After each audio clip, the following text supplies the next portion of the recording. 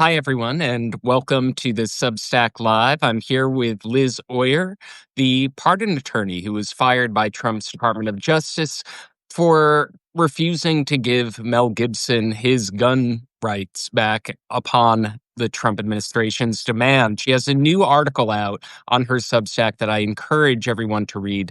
It's called Now Is Not the Time for Anonymity. We're going to get into that very soon, but I wanted to start off, Liz, by talking about the news that's on everyone's mind. Trump doubling down, really, saying that he's allowed to pardon Ghislaine Maxwell. What's your reaction to him saying that again today? I don't know why he keeps saying that. It's something that if I were him, would answer in a different way. I don't think I would want to emphasize the fact that I have the power to do that, but it's true that he does. It's just that it would be absolutely unprecedented for the president to pardon someone who has been convicted of crimes involving the sexual exploitation of children. We have to remember in Maxwell's case, she was convicted of 5 felony counts, all involving the sexual exploitation of minor children. She was sentenced to 20 years in prison. And that happened just a couple of years ago. So she's got a lot of years left to serve.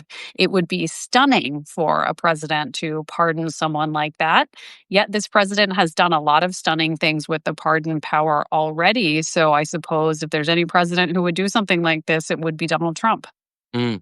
And we were both recently on CNN.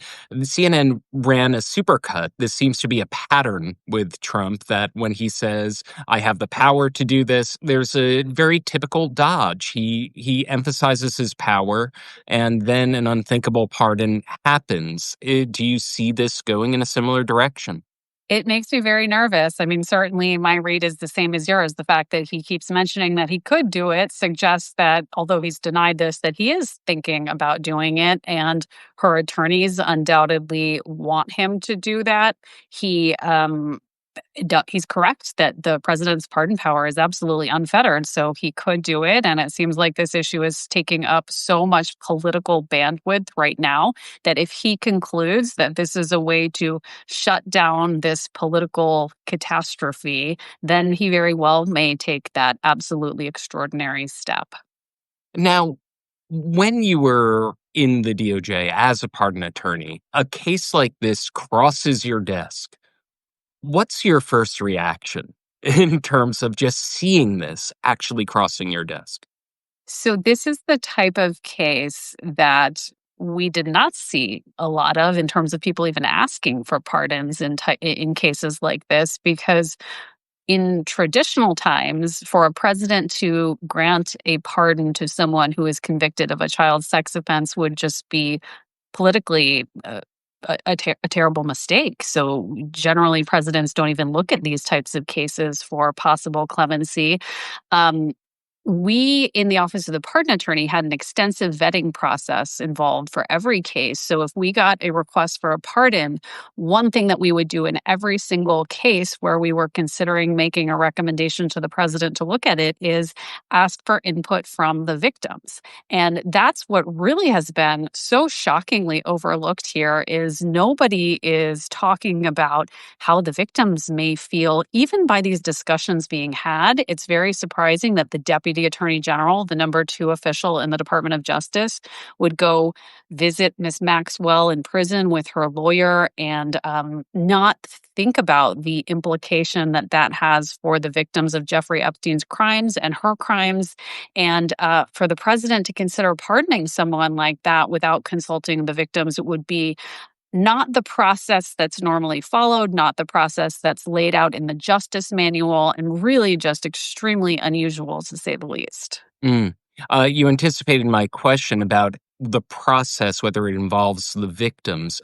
Uh, Recently on All Rise News, I ran an article. I reached out to an attorney for the victims. Sigrid McCauley had confirmed what 2 federal judges anticipated, that the government did not notify the victims, even in trying to unseal grand jury records, let alone everything going on right now with Ghislaine Maxwell. So if you can walk us through, what would this process of outreach in a typical case, in a usual Justice Department universe, of Yeah. outreach to the victims when a pardon petition crosses your desk?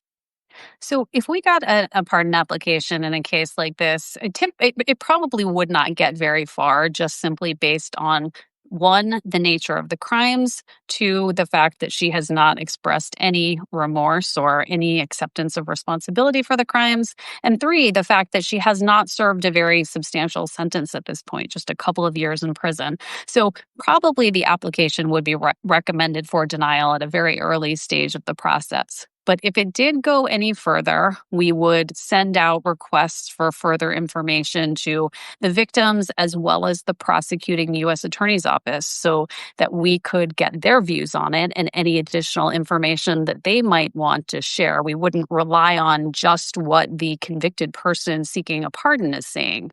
And in this case, it's really striking that the prosecutor who handled this case, the lead prosecutor in the Maxwell case, was Maureen Comey, an AUSA who was fired by the Trump administration about a week or two ago.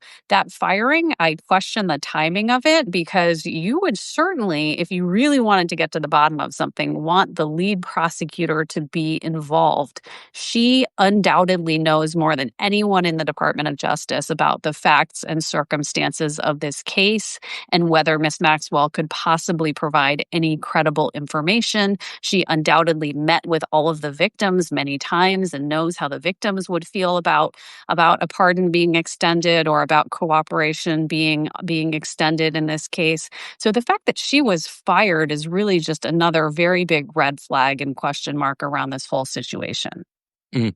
And you were recently quoted, and I'm going to turn to your article right now. You were quoted by CBS News about how unusual all of this is. That, as you mentioned, Maureen Comey was fired. The line prosecutors are iced out of this process in favor of the Deputy Attorney General, the second most powerful person in the Justice Department, who, happens to be Donald Trump's former criminal defense attorney. You were the only person, you pointed out, who was quoted on the record as a former DOJ attorney, that there were a number of former federal prosecutors who were approached for this article. Everyone else chose to be anonymous to say what you noted was a pretty banal observation of this is weird. Yeah, yeah. So my background is as a public defender. I was a public defender for many years before I joined the Justice Department, where I served as pardon attorney. And I think as a public defender, we're wired to stand up to injustice, to speak out when we see something happening that's not right. I have been surprised to see that folks in the Department of Justice and veterans of the Department of Justice have been uh, shy or slow to criticize the direction that the institution is taking under its current leadership. I don't think there is anyone who works at DOJ or has worked there as a career employee who is not absolutely shocked and alarmed by the turn that things have taken. I think one of the most alarming things is the fact that the leadership of the department seems to view it as Donald Trump's personal law firm, believes that the attorneys in the Department of Justice are Trump's personal attorneys. I will tell you that's not the case. Everyone who has served in the department knows that your oath is to the Constitution and you serve the people of the United States, not any one man. And so it has been surprising to me that more folks have not wanted to step up and sound the alarm. I hope that my colleagues are starting to see that this is not an aberration and this is not going to end unless we push back on it forcefully. And I hope that more DOJ alums will decide to speak out against what's happening in the department now. And I'll echo your remarks. I haven't spoken to a single former federal prosecutor who thinks any of this is at all normal. They're all stunned. Former U.S. Attorney Harry Lippman said the right word is indefensible for what Todd Blanche was doing in Tallahassee, Florida. So, what does it say? And you make this point in your article. What does it say that to make the pretty straightforward observation of these actions being so unusual and weird and put another way, indefensible, that straightforward observation requires anonymity for so many?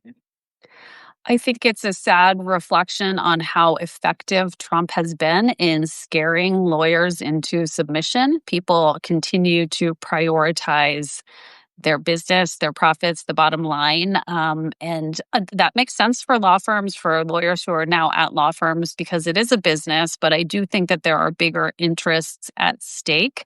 Our democracy is at stake, the rule of law is at stake, and it is being threatened. That requires folks to be a little bit brave and maybe set aside personal interests in favor of what our democracy needs from all of us in this moment. Uh, can you describe, there was a moment after your firing at DOJ, after everything that happened with Mel Gibson, you were notified that U.S. Marshals were going to deliver a warning to you. Could you recap for viewers who might not have been aware of this incident? Yeah, this was one of the scariest moments of my life. My heart stopped. I was leaving a performance with my parents. My husband and I had taken my parents to see a show on a Friday night, and we were leaving at about 9:15 in the evening. And I got a call from a Department of Justice phone number. This was weeks after I had been fired, so I was surprised to get this call late on a Friday night. And the person who was calling was someone in the department who was not supposed to be calling me, just calling me because he felt that it was the right thing to do. And he gave me a heads up that there were two armed special deputy U.S. Marshals on their way to my home to deliver me a letter.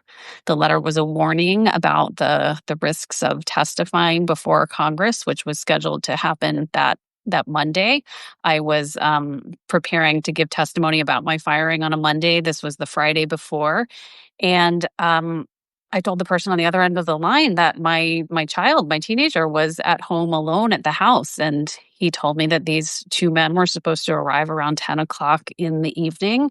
And he recognized that that would be very upsetting to my family for them to show up. And I wasn't even going to be home by then. And thankfully, because of his decency, he was able to help me get that called off. But it was very clear that that instruction had been given from the leadership of the department for those officers to be sent to my house at 10 o'clock on a Friday night. Uh, I can't speak to their intent, but it certainly felt like their intent was to intimidate me and to silence me and to ensure that I did not appear in front of Congress that next Monday. Which you ultimately did appear and you did testify. Um, I did. Yeah. I mean, I don't like to be bullied, and I didn't want to set a precedent that those sorts of bullying tactics could work. So I was determined to show up despite the fact that it did make me afraid. I was afraid for myself and I was afraid for my family. And it was very upsetting. And the idea that the Justice Department, which I had honorably served for years, would treat me and my family that way was really just horrifying. mm. Uh, so you make the point in your article, which again, it's called "Now is Not the Time for Anonymity." For folks watching this live stream right now, can go read it. You make a point that where you connect your experience, that feeling of the DOJ trying to intimidate you from delivering your testimony, to the anonymity around that article. Eventually, we may see congressional testimony with Ghislaine Maxwell and potentially others. Who would you like to see testify about this saga? Well, I think that if there's congressional testimony around the Maxwell case, certainly the most relevant testimony from the department's perspective would come from Maureen Comey, who was the lead prosecutor on that case. I also think the victims ought to have the opportunity to make their voices heard. They really have not been the focus because the politics have taken over as this issue has unfolded in the media. But if we're really interested in getting at facts and evidence, certainly the folks who actually prosecuted the case are the people that we need to be hearing from, not from Miss Maxwell, who has every incentive at this point to say whatever she thinks will help her to get out from under this 20-year prison sentence. Mm. And I believe that one of the victims, Maria Farmer, publicly offered to testify before the committee, and we'll see what happens there. Thank you, Liz Oyer, for your time. Everyone who's watching now, if you want to see the full video, if you joined a little bit late, just subscribe to both of our Substacks. Hers is Lawyer Oyer. Mine is All Rise News. I'll be publishing this video in full later in the day, and you can read her latest Now Is Not the Time for Anonymity on her Substack, and on my Substack you can catch up with the latest on the Ghislaine Maxwell scandal, including a statement from an attorney for hundreds of Epstein victims about being completely iced out of the grand jury unsealing process, not being consulted, failed utterly to inform the victims. Thank you so much, Liz Oyer, for your Thanks time. so much for having me.